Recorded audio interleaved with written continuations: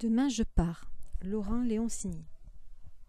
Mais pourquoi je me casse toujours la tête à échafauder des plans impossibles, alors qu'il suffirait que j'aille tout simplement lui parler? D'autant plus que je dois avoir de nombreux rivaux, et que si je joue la carte du romantisme, je risque de me la faire piquer par le plus téméraire.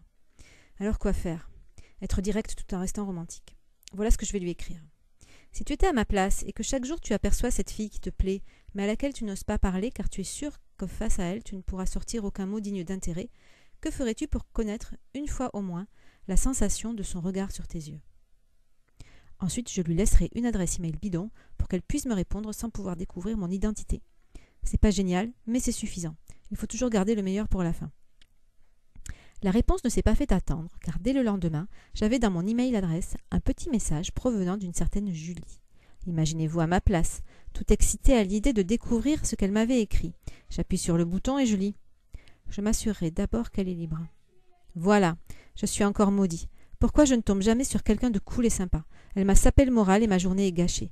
La seule raison qui me poussait à venir travailler tous les jours dans cette entreprise vient de s'envoler comme une colombe qui s'échappe de sa cage pour ne plus revenir. Mais j'oublie quelque chose. Les oiseaux apprivoisés finissent toujours par revenir dans leur nid. Donc il ne faut pas que je perde espoir. Mais pour qui se prend-elle, celle-là? Vous croyez que les amants d'Isabelle se sont posé la question de savoir si elle était libre ou pas? Je pense qu'il est temps pour moi de changer de rôle. Fini Hugo le cocu et salut Hugo le super amant. Ah, si elle pense que je vais me défiler simplement parce qu'elle a un petit copain, eh bien elle se trompe. En y réfléchissant bien, si elle est une fille correcte, elle ne pouvait pas répondre quelque chose de positif. Si ça se trouve, elle a menti de peur de se faire embêter par un de ces gros vicelards. C'est vrai, après tout, elle ne sait pas qui je suis. Il ne faut pas perdre de temps et ne pas se dégonfler. Mais j'ai oublié une chose. Elle a peut-être écrit quelque chose d'autre dans son journal intime. Gagné. Aujourd'hui, j'ai un nouveau psychopathe qui a jeté son dévolu sur moi. Génial. Quelle conne. Je vais lui répondre tout de suite.